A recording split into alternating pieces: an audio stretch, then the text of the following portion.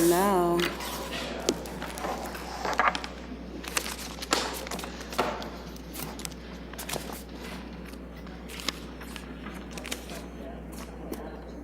I will. I call to order the July 25th, 2016 regular meeting of the Cincinnati Board of Education. We apologize for being a little tardy.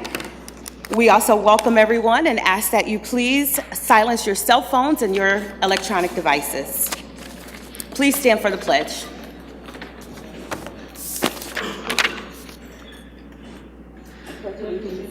To the flag of the United States of America, and to the republic, one nation, under God, indivisible, with liberty and justice for all.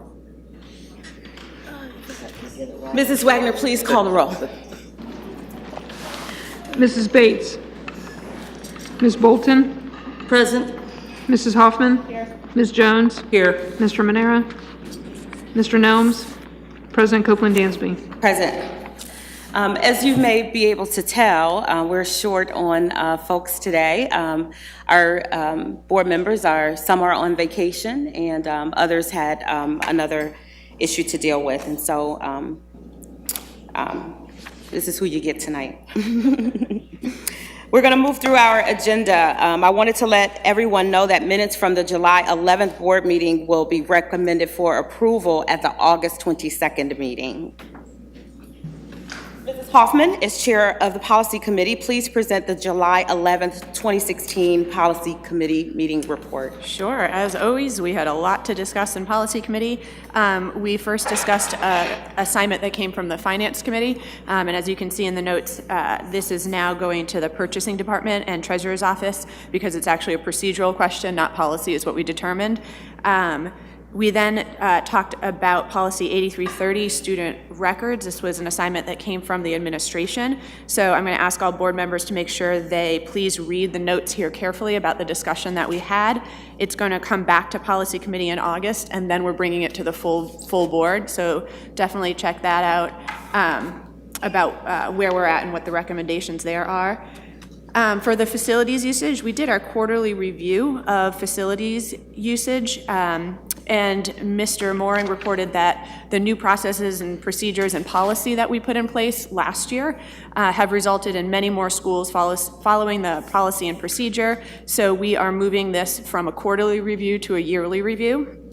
And then we discussed the latest round of feedback on the wellness policy. And as I assigned at the last meeting, we're going to have Mr. Jameson and his committee present at an upcoming committee of the whole before we vote on this policy. And then finally, we continued our conversation about a really meaty topic, the intra-district enrollment. That is creating a policy that's transparent and equitable for students to enroll in neighborhood schools outside of their zone if there are open seats. So we discussed everything from priority order to how to make the policy clear and simple and in line with all of our other enrollment policies. We're going to continue the discussion about that at our August 8th meeting with some input from some of our senior administrators. Since they're the ones on the ground doing this work every day, we want to make sure from their perspective we're not missing anything. And then we're looking forward to bringing it to the full board so that we have a policy in place for how that will work in our district. So I submit these minutes as written. Excellent, thank you. Are there any questions or comments? No. Thank you. Mrs. Bolton, as chair of the Finance Committee, please present the July 19th, 2016 Audit Committee report. Okay, thank you. And Finance Committee Right, report. we'll do both. We'll start with audit. Yes, they were on the same day. There you go, exactly. And appreciate Finance Committees and administration being able to do both of those meetings in the same day. It's great. For the audit committee, the single most important thing is we had 6 of our 8 community audit members there, besides the introduction of Ms. Jones. It really was mostly to talk in terms of the internal audit plan by our internal auditor, because as the board knows, the audit committee is able to oversee that and is part of the planning of the audit plan for the year. as well as the internal auditor, Ms. Roberts, also introduced a draft of an internal auditor manual, as well as the plan, and also shared with the audit committee her goals. We also, even though the audit committee does not get to say no or yes to the treasurer's goals, the treasurer was good enough to share her goals for the year so that the audit committee would be aware. The most interesting discussion, besides talking in terms of what kinds of things need to be in the audit plan and the release of audit information, was some very good discussion and timely discussion regarding some of the preschool issues that the audit committee wanted to be thinking about as we move into the processes regarding the successful, hopefully successful levy and what this would mean regarding best practices. So they were very helpful with that. And then for our finance committee meeting, we then again also did the internal auditor's goals as well as the treasurer's goals, and that was a good discussion. The monthly revenue and expenditure information from the treasurer continues to be relatively positive. We did have some discussion regarding insurance regarding our extracurricular activities. And did give an assignment to the administration to look into some of the issues regarding us being supportive of the outdoor adventure clubs and what that might mean in liability and how we can be participatory in that, because it seemed like there was an interest in the will of the board to pursue those clubs. The other piece was an assignment from, I think, student achievement, and also as part of the equity piece, where we wanted to really know best about whether or not or how many libraries we have and what have you. And there was a Toledo case that we've been studying, and I think Mrs. Bates brought it to our attention. And I know Ms. Hoffman wanted to raise the issue too. So the superintendent reported back from an assignment from student achievement that went to finance regarding where we stand on the number of libraries in our district and the process by which we've moved away from having libraries and moved more towards the media approach. And general counsel reassured us, looking at the Toledo case, that it isn't a matter of having them or not having them, it's a matter of what you do as a general rule versus discriminating and disproportionately giving some to some but not to others. So he reassured us about where we were in our library efforts regarding the Toledo case. And then we were not able to do any of the preschool modeling that we had hoped to be able to do at that time, because the broader community discussion had not been completed yet, but there was some good discussion about, again, best practices regarding the financial aspects. And we also were told by the treasurer about the two actions I think we'll be taking tonight. One is an appropriations piece, and the other is the facilities master plan resolution that's before us. So I submit both reports as written and hope for approval. Thank you. Are there any questions? Yeah, I have one quick question for the Finance Committee and our treasurer. I saw there was a new treasurer's report format, and in the information we got, I saw that it's going to be really great, so much clearer for us. And I'm wondering though, and I might have just missed it, this part about including results in there, is that going to be part of the format? So if I'm applying to be tutor, I'm going to tutor kids after school, I have to say what my goals are, what my results in similar circumstances were, so we can make sure we're spending our money on people who have proven results. So that will be on the cover page that comes with the agreement, instead of in the treasurer's report itself. So it'll be in the backup with each agreement. Okay, so we'll be able to see those in the attachments that you give in every report. Yeah, as the new format gets rolled out, the agreements that are coming forward will start completing that way. Fantastic, looking forward to that. Thank you. Thank you. Excellent. I do have a question related to the preschool modeling that you mentioned. Can you expound on that a little bit more?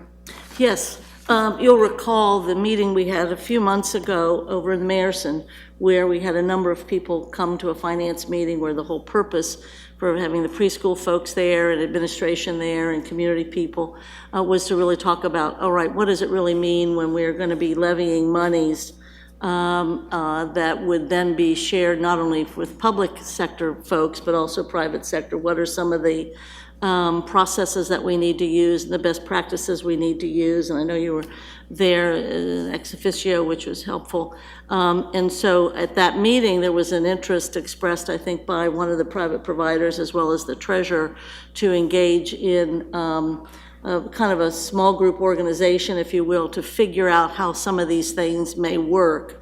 And so it was agreed upon at that meeting to have it. As it turned out, it's never happened yet because, again, so many things were unknown and they weren't ready to do the modeling. And so it was when we wrote the agenda, we thought it would probably have started to take place, and it had not yet taken place. It still has not taken place, but I guess as we get more information and have a better understanding of what this all means, obviously, we're going to have to be doing financial modeling. It's my understanding anyway, or the people that know how to do that, both the superintendent and the treasurer, in order to have a better understanding of how the money will flow, what kinds of costs we're really talking about, and what kinds of monies would be part of that that would be available for the grants of quality improvement and whatever. So it was, I think is that a fair representation, Superintendent? Yes, I think when you're talking about the modeling, you're talking about the district's flow of money, but we did cancel the meeting with the providers because that was the flow to them, which I think as we see tonight, there's the trusted entity, and after the Wednesday Cal, then there's the preschool expansion organization who would be determining the flow with the private providers. So since it caused a bit of a dust up, we definitely canceled that meeting with the private providers, and I think we need to focus on what the flow would look like for our 38 locations and 100 preschools at 38 locations and 1,500 students and preschool students in preschool starting this August in Cincinnati Public. Absolutely, and I think that's a great clarification, as well as the fact that much of what we have to do, the way this is all working out, is going to be similar to what they have to do as well, but that trusted entity piece was not in the original kind of thinking about it when we went back into that Mayerson meeting, if I recall. But I think what's going to be good for the goose is going to be good for the gander, but that's to be worked out later, so. Yeah, so that's the reason that I brought it up, because so many things have transpired since then, and we're going to talk about it at a great deal tonight. But I do want to remind us that the work related to preschool, and that is full board discussion and full board work. So I want to just make sure that there are no off assignments or that we're not all clear. So thank you so much for your report.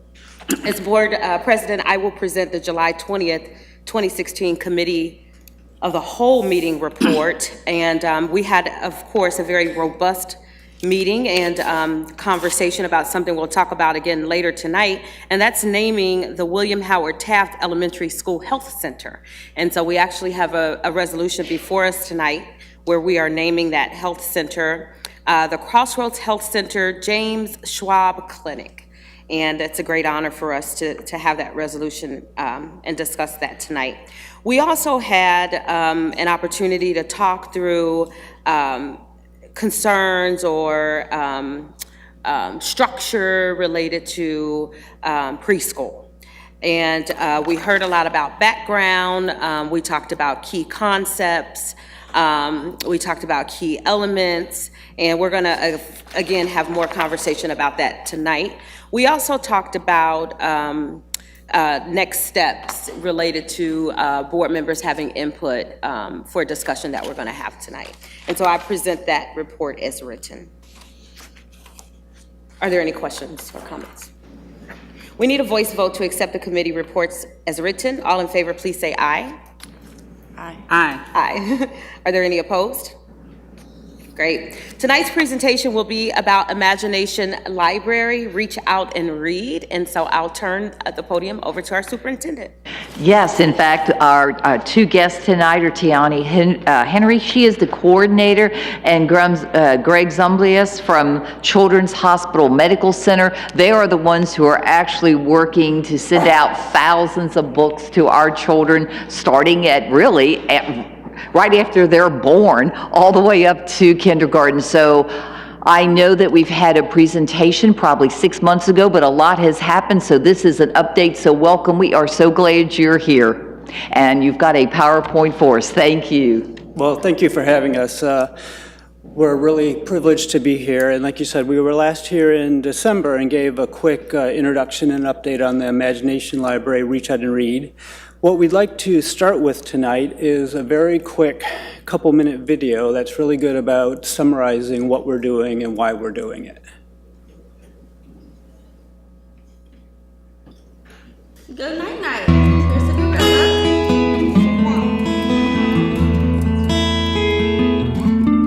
As part of an effort to get more children prepared for kindergarten, Cincinnati Children's is working with community partners on a first-of-its-kind program that incorporates books into pediatric care. The program encourages families to read aloud together. Look, Amari. Good night, gorilla. And combines two early literacy programs, Reach Out and Read and Imagination Library. Reach Out and Read partners with doctors to prescribe reading at visits and encourage reading at home. And the Imagination Library is a program that actually sends books straight to the home to promote reading in young children.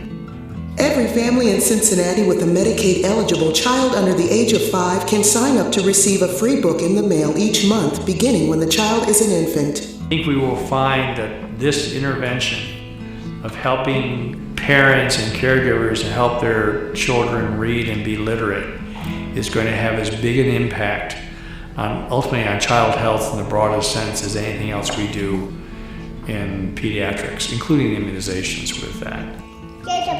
While reading to children for oral language is not a new behavioral concept, there is now scientific evidence to support it.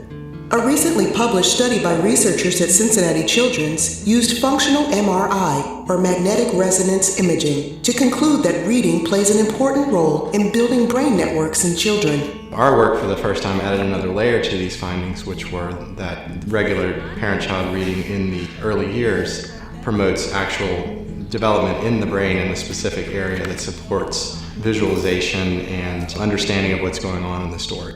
For the next 3 years, doctors will analyze the kindergarten readiness scores of children who are in this new program versus those who are not to evaluate the differences. Where did baby go? By providing instruction to parents along with books to the home, doctors expect to see positive results. Starting from birth, looking at books, reading, sharing the books, pointing out pictures makes an enormous difference in kindergarten readiness. And we know that when kids do well in kindergarten, they do well in third grade, they tend to graduate more from school. We know that all leads to a better community. Yay! You see the hyena?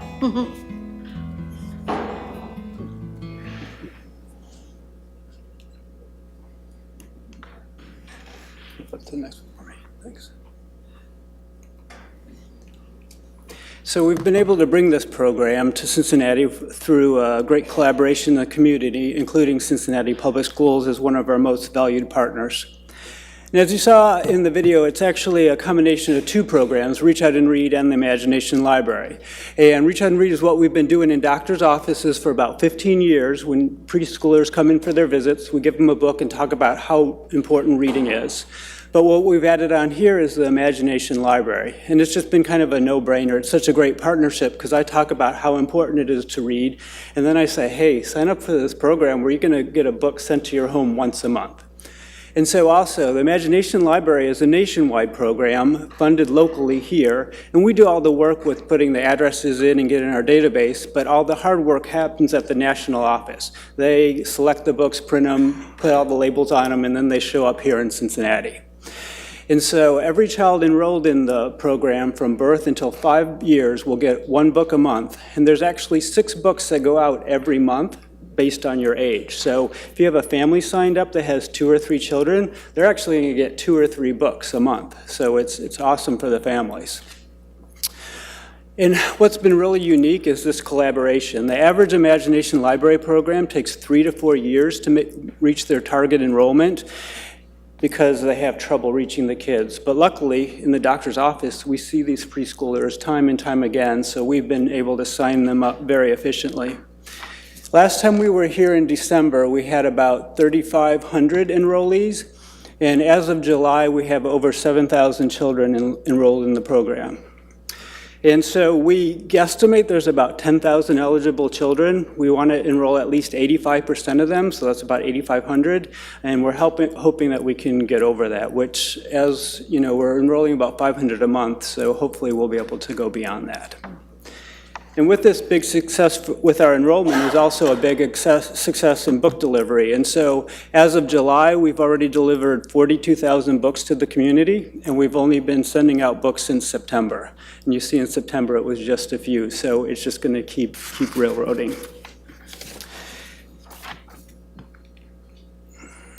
On this map, this is a zip code map of our enrollment, and it may be a little bit hard to see, but there's a really good distribution of enrollees throughout the whole entire Cincinnati Public School District. So this program is not only going to touch a school here or there, it's really going to touch pretty much every program.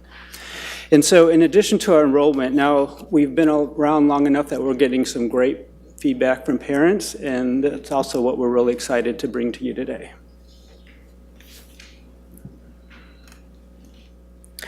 As Dr. Zumla stated earlier, we have 24 pediatric practices that are currently enrolling children that are part of the Greater Cincinnati Reach Out and Read Coalition.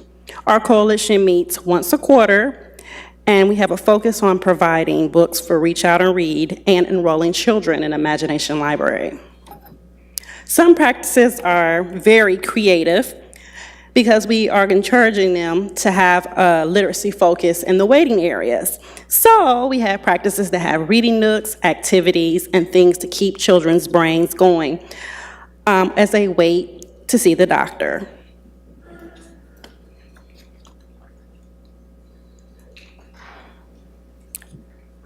Not only have we had enrollment in the Imagination Library, but we've also been very active in the community. On March 2nd, 2016, we had Dr. Seuss Day, and it was also called Read Across America Day. It was a wonderful event where we gave away free books. We had story time, arts and crafts, and children were excited about reading. We received national coverage and local coverage by the media for this day. One takeaway from a parent that was really excited about it, some of the wonderful books that we gave away are some of the Dr. Seuss classics. As you can see in the article, Dr. Odell Owens is featured at Clement Health Center reading to children. So our doctors were involved as well. Another partnership that we had that was very successful was a partnership with the Public Library of Cincinnati and Hamilton County. We had 2 Imagination Library events that were story times that dealt with the books that the children were receiving from Imagination Library.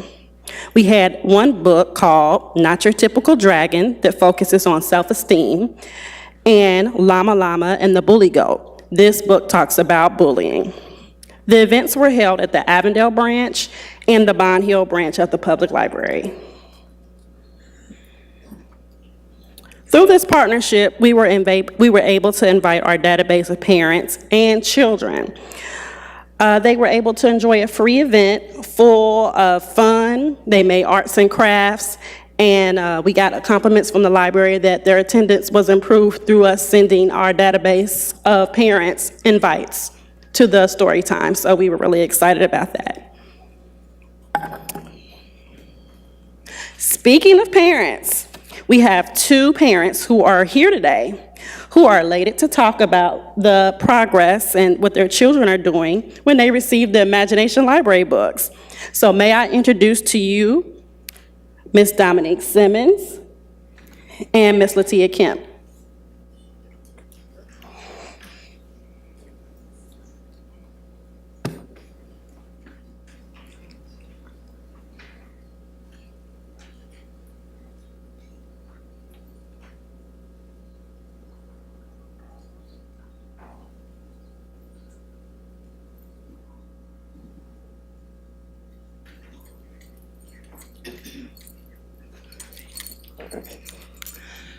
Hello, my name is Dominique Simmons, and I'm a Avondale Choice resident.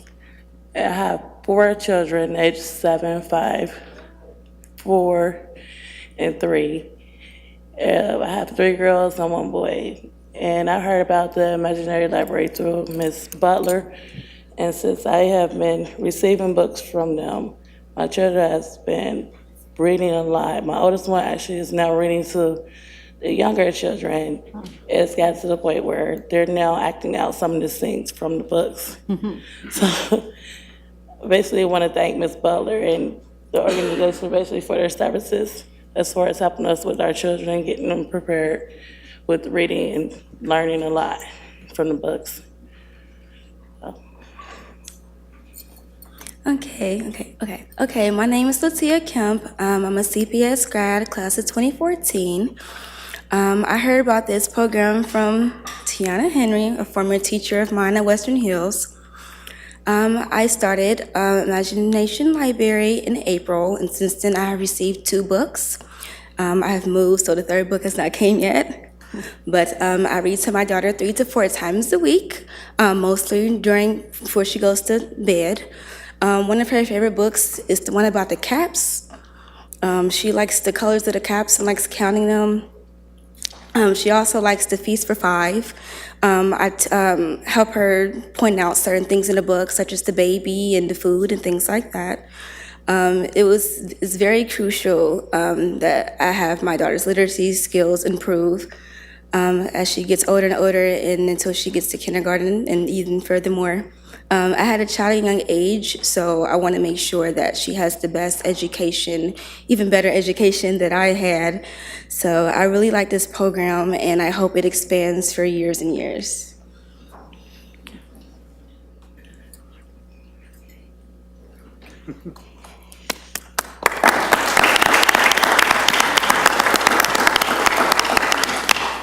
Thank you to our 2 amazing parents. And so we were amazed at our enrollment success, and we're very happy to present that. But like I said, on top of that, we're really getting to see good benefits in the feedback from the parents. So as things steamroll, we hope we keep rolling along.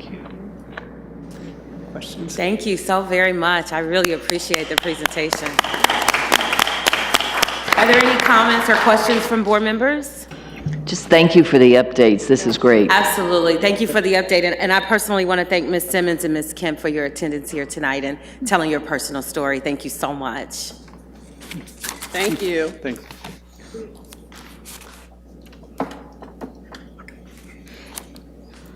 Does anyone have any kudos?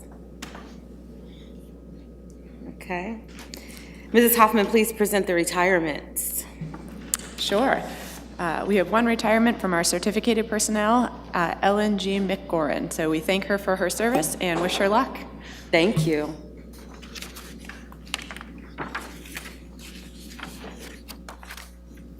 Mrs. Jones, would you please present the resolution for board consideration? It was actually assigned to Mr. Nelms, and so... Oh, okay. I'm sorry? We don't have any hearing from the public. Thank you. This is for the closeout of FMP? Yes. Okay, sure. I'm sorry, I should have said that. That's okay. I'd like to present for consideration to the board the resolution to close out FMP segments 3A and 3B, which is before you. I won't read all of them unless you recommend that I read them, but this authorizes the treasurer to close the project construction fund, which is Fund 10 for segments 3A, 3B, and dispose of the remaining funds in accordance with Ohio Revised Code. So I submit for approval. Is there a second? Second. Any discussion or comments? I would only compliment the folks that for a decade worked long and hard in community engagement and building and making decisions educationally and financially. The money's coming in under budget and making adjustments as we went regarding changing demographics and what have you. It's just been an outstanding effort, I think, on the part of the district.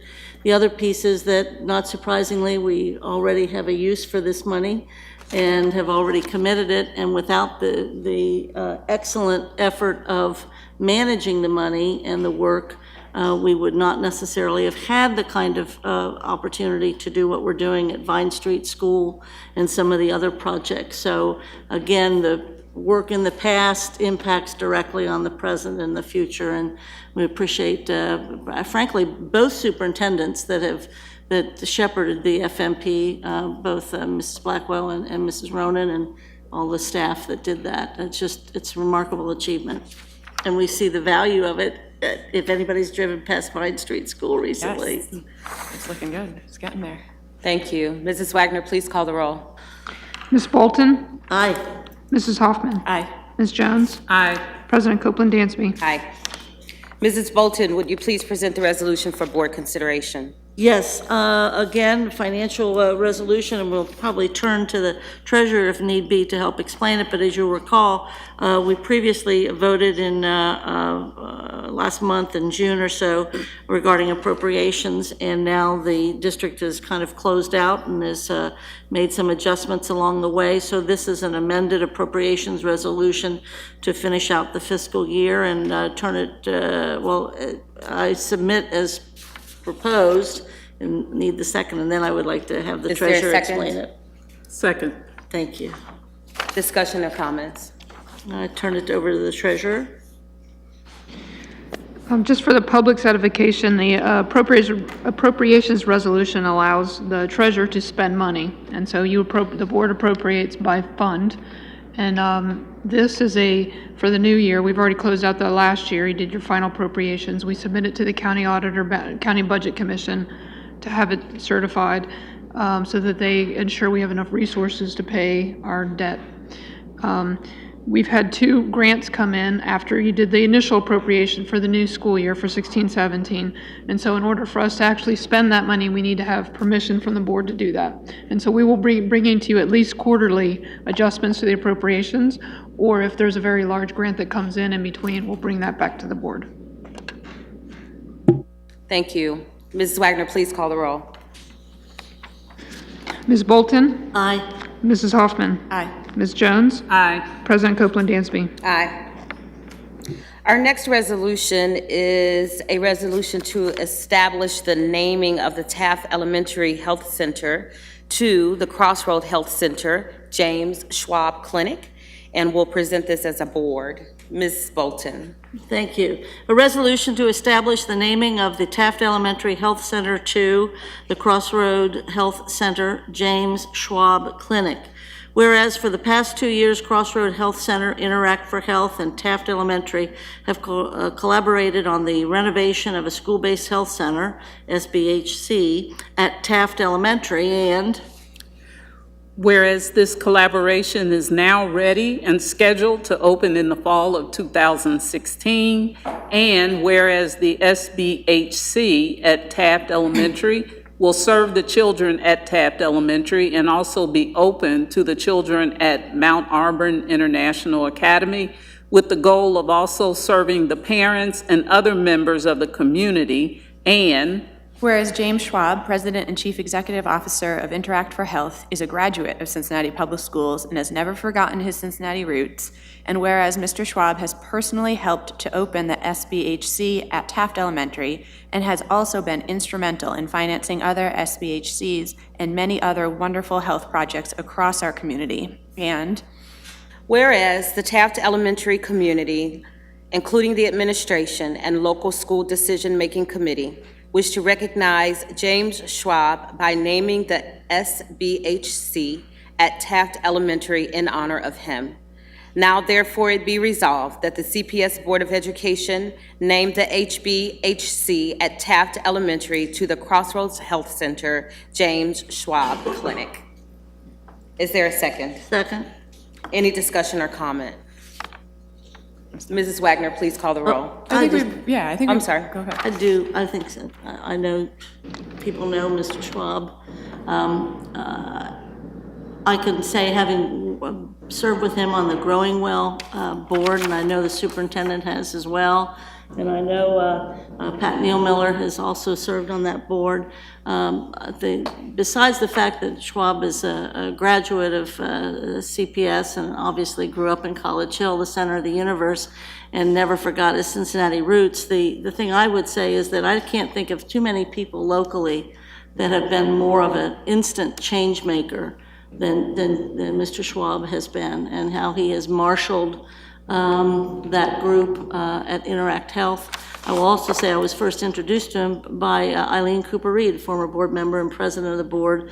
And I can remember distinctly after the night that her board chose Mr. Schwab for it, that I can remember Eileen coming and being very, very excited that they had found exactly the right person to move the health group along. And so it's great full circle that we're able to do this for him.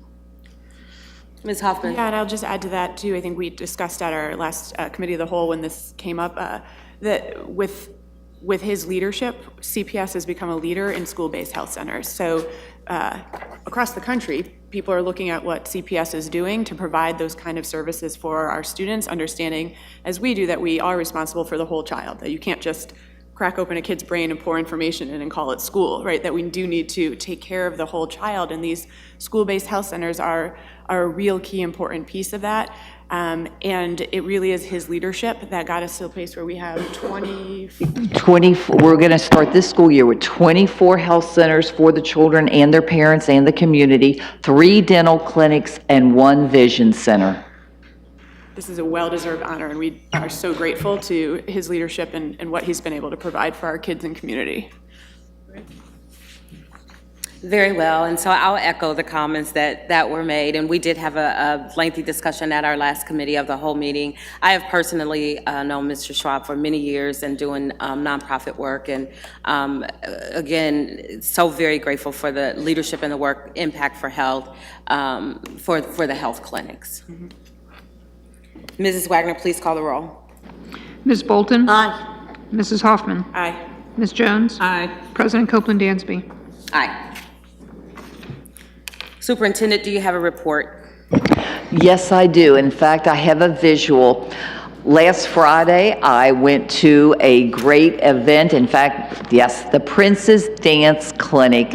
It was at South Avondale School. It's a summer clinic for young girls. I always wanted to be a ballerina, but this wasn't available back then.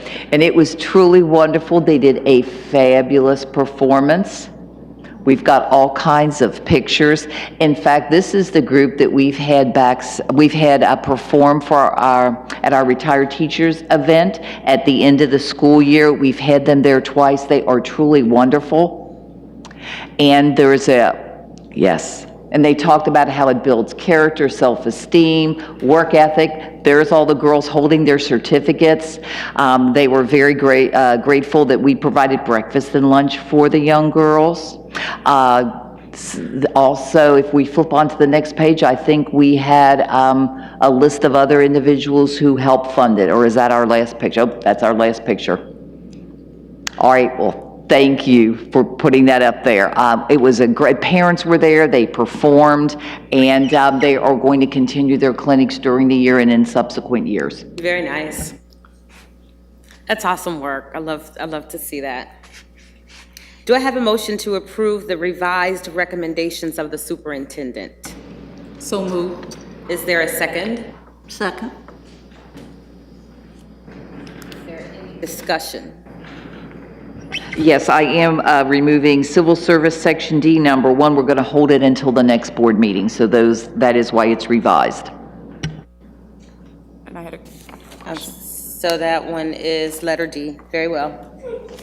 Ms. Hoffman. Yep. So we're approving a lot of teachers tonight, which is very exciting. And our district has done so much work with the leadership of our HR team in getting us to a place where we're 100% hired for day one, because we know, based on research, that the earlier we hire teachers, the more effective teachers we get. And so I'm hoping, because the next time we have a board meeting, day one of school will already have passed. And so that Mr. McDowell can give us an update of how close we are to being 100% hired. Excellent.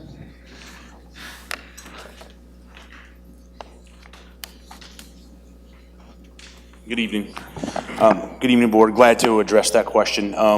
Currently, right now, this is related to our teaching positions. We're at about 81% filled throughout the entire district. That leaves us with approximately just shy of 50 positions that we still have to fill. Not uncommon at this time. Actually, we're ahead of where we were last year. Obviously, our hiring numbers aren't as great this year as they were year prior. But this time last year, we actually had more vacancies, but we did have a larger number of vacancies to fill.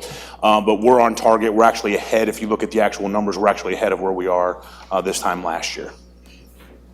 Thank you. Excellent. Thank you. Any other comments? Mrs. Wagner, please call the roll. Ms. Bolton? Aye. Mrs. Hoffman? Aye. Ms. Jones? Aye. President Copeland Dansby? Aye. Do I have a motion to approve the report of the treasurer? So moved. Is there a second? Second. Oh, sorry. Carolyn, you second? Second. Very well. Is there any discussion, questions? Just so you know, Ms. Bolton and I talked about this report earlier, and neither of us have any questions or comments. We'll take a picture, right? Awesome. Please call the roll, Mrs. Wagner. No kudos and no comments. There you from go. me. We did well. Ms. Bolton? Aye. Mrs. Hoffman? Aye. Ms. Jones? Aye. President Copeland Dansby? Aye. Thank you for that great work, board. We're now to the agenda item inquiries and updates, and I do have one set of conversation that I would like for us to involve ourselves in here in this section, and that would be a conversation related to two resolutions that we're going to hopefully move forward in the next coming weeks. And so before you have a resolution determining to proceed with the submission of a tax levy. We discussed this at our last COW meeting and asked specifically that all board members send in any questions or comments or revisions or additions to the resolution, and those things were sent to our legal counsel. Those things have been included in the resolution in front of you. You were also sent this in your Friday packet, and so I wanted us to review the change, and you'll see them highlighted there in red, and make sure that there aren't any additional revisions or questions related to the items that are here as revisions. So I'm opening up that conversation. If you'd like me to, I will review what the change is there. It's in the third whereas, and it looks like we've landed on the Board of Education will anticipate revenues generated from a tax levy for expanding quality school options, including strengthening neighborhood schools, preparing students for college and careers, and improving students' workforce readiness, investing in technology, preschool expansion and CPS, as well as through community providers and general operating expenses. I wanted to ensure that we included all the reasons or all the effects of the levy, and I think we've done a good job there. You'll also see in the next whereas, this Board of Education will apply $15 million annually of the $48 million proposed levy proceeds towards the expansion of quality preschool through CPS and community providers. And that's the only change there. Okay? This is the most inclusive process I've ever seen. This is great.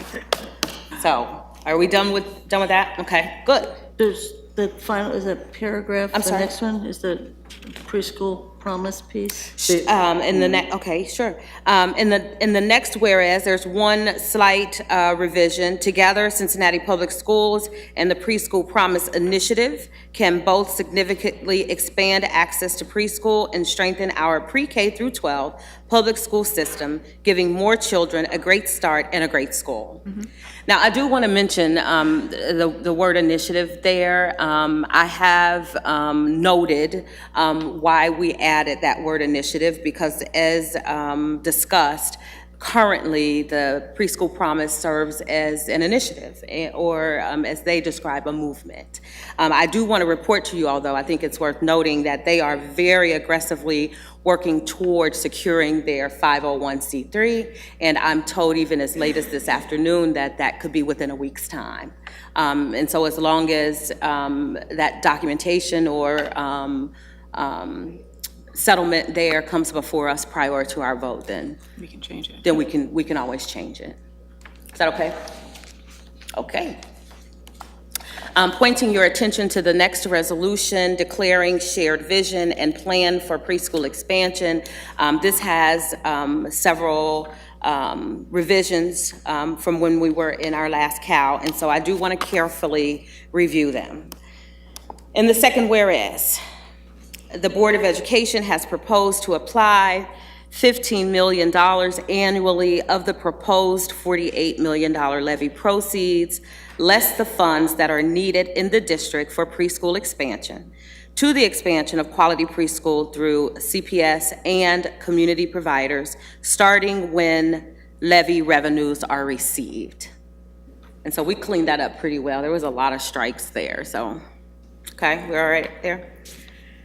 Next, the Board of Education and the Preschool Promise Initiative share a vision for the expansion of quality preschool, which includes the following. And again, that word initiative is in red, and we'll be in close touch to understand if we're able to change that or not. Number 2, the district is the established fiscal and taxing agent and will retain fiscal responsibility, authority, and accountability for tax levy revenues. Levy proceeds allocated to preschool expansion will be dispersed transparently and objectively in accordance with the Ohio Public Records and Open Meeting laws. Those were your changes, okay? Number 3. Common tuition funding will be applied across all preschool providers, both CPS and community providers, period.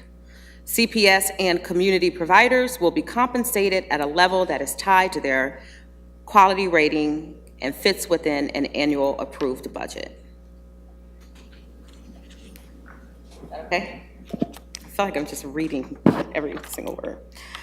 Number 4, to maximize the number of children who benefit and to preserve resources for quality improvement, the board and all participating community providers will continue to pursue all private and public funding sources with levy proceeds allocated on a last dollar funding basis, starting with the most economically disadvantaged children. And I really appreciate the focus there and outlining economically disadvantaged children.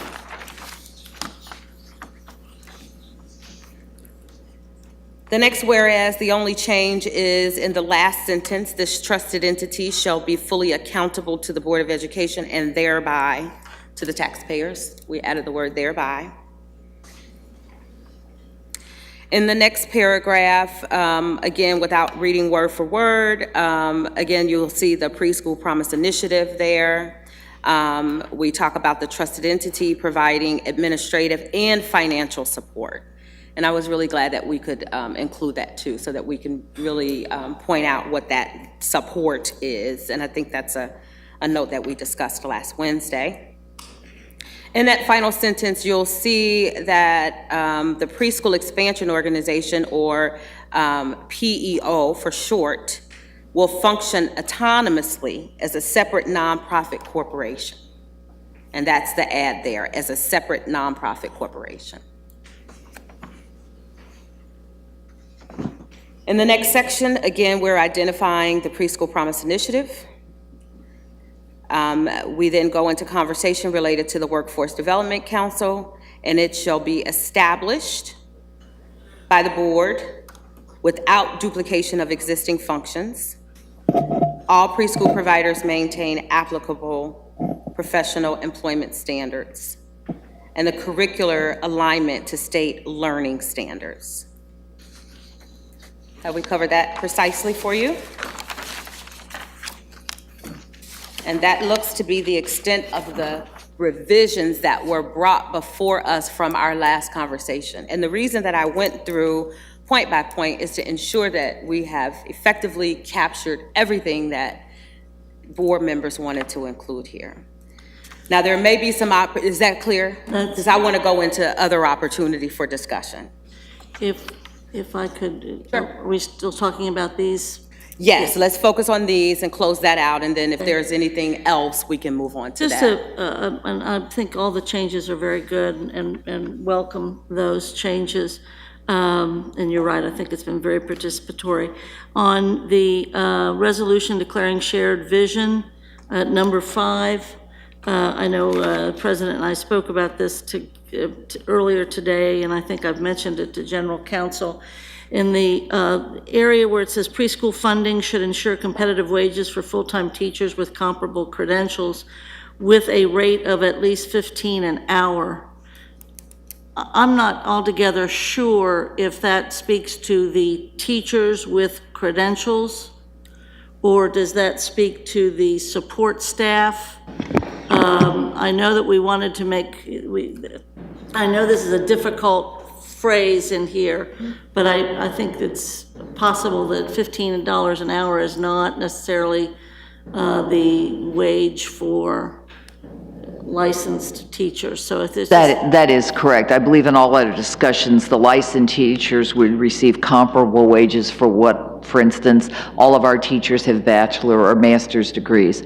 But in a lot of the community preschools, their teacher may not have a degree at all and is probably making minimum wage. And we wanted to ensure that those teachers without degrees make above minimum wage and make a living wage of $15 an hour. I believe that is the Amos People's Platform, but that certainly would not apply to an educational professional with a master's or bachelor's degree. And I know that's the spirit and the letter of what's been worked on for 18 months, especially by Amos and the People's Platform. I just think we could clean that wording up a little bit so it doesn't look quite so much like the 15 hours pertain to those teachers that are licensed as such. I think it's just... Would you like something maybe with $15 an hour for instructors without non-degreed individuals? Yes, I think that's helpful, so there's not any confusion and there's not any belief that it's the teachers that are receiving 15 an hour. I think it's just needs to be cleaned up. I know this, it's not a substantive change. Have we recorded that? I think what we just said was of at least $15 an hour. For non-degreed instructors, maybe use the word instructor instead of teacher. Sure. I think that... I was going to ask, I mean, I know Julie's in the audience, would that be? I think it had the wording that it was, based on what your credentials and license. Isn't that in the wording there? No, let's get you a copy, Julie. It is not.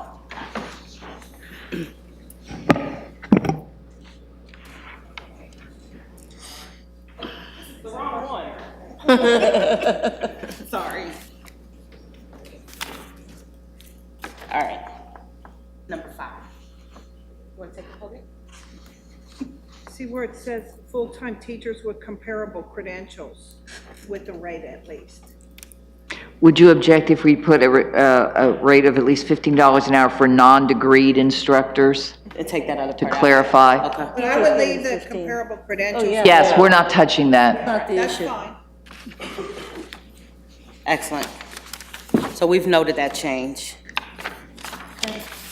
The other one on the back page, as I've said, I still maintain, and I know the legal advice has been to be as generic and as open as possible regarding the membership, but I still maintain that knowing the history of our district, I still think that Labor Council and NAACP needs to have some sort of seat at the table, but I understand the reasoning here, but I can live without that if necessary.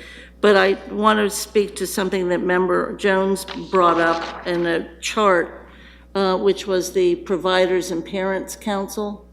That isn't part of what we have to do, but I thought more about what you said later, and that made sense, because the providers and the parents might actually have differing interests, and also watching sometimes, like the Head Start board, that parents sometimes aren't as willing to speak up about what they may or may not want, especially if a provider or an administrator is there. So I just think we have to capture that somewhere, and I like that comment. I didn't understand it at first, but I thought about it later. With that suggestion, I think it's very possible when we operationalize the vision that we could address that more specifically and as well. So I mean, we can get as wordy as we want, but I think it speaks to what we have. But operationally, I think we have to pay attention to that. Did you have any feedback there, Ms. Hoffman? No, I think the only thing I was going to say is that I think we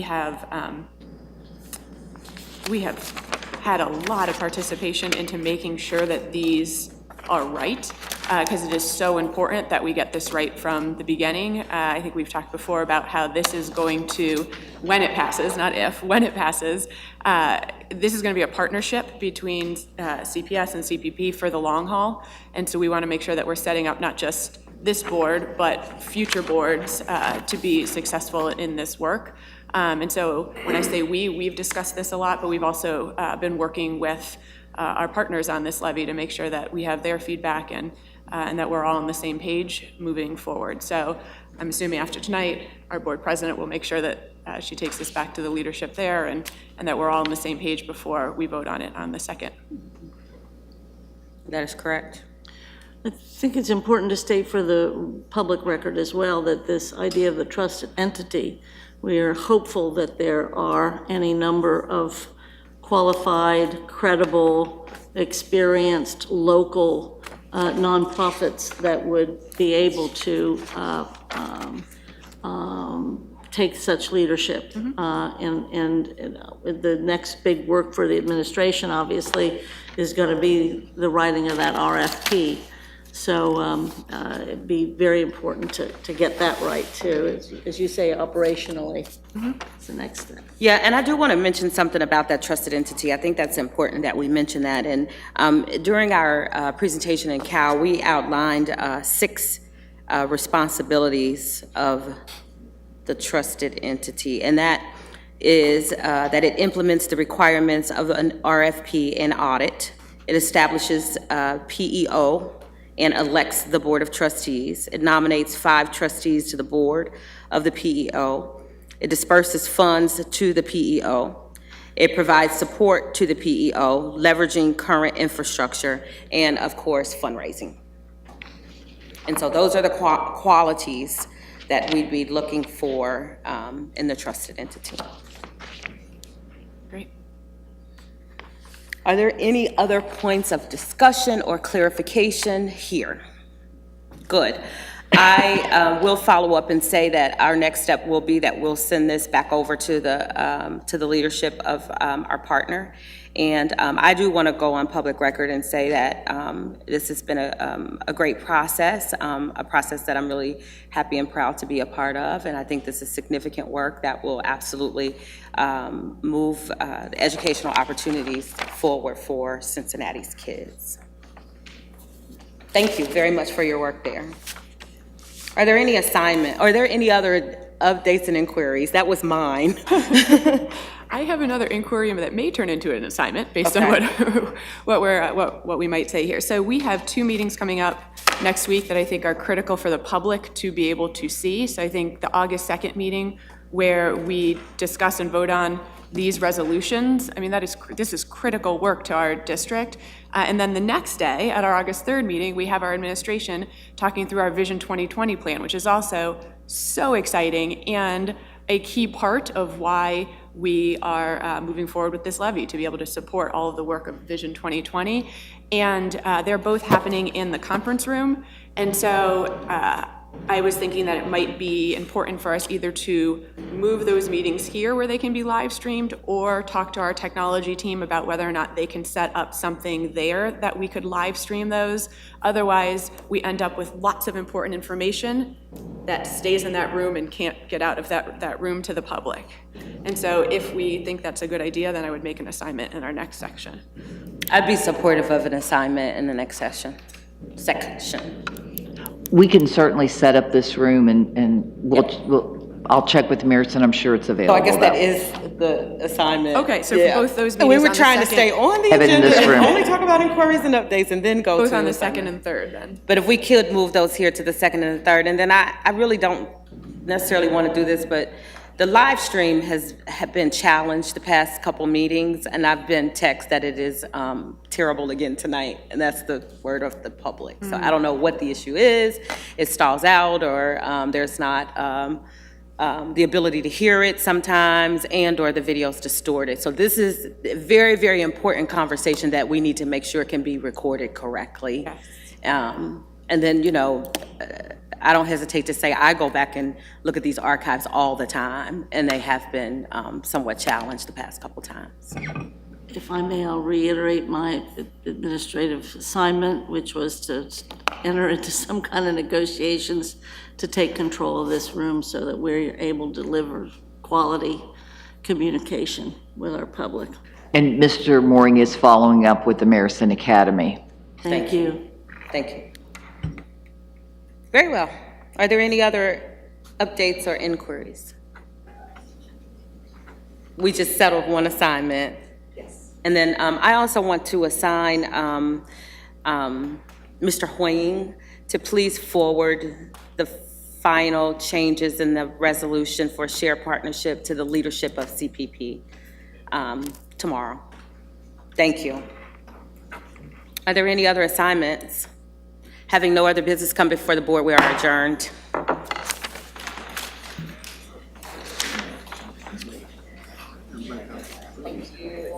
Yeah, that was the suggestion on that $15 wage thing. It did bring some clarity to it once we added that language to it. Yeah. But I thought the word overall, I mean, I was very clear with the change. I think you and I were the only ones who made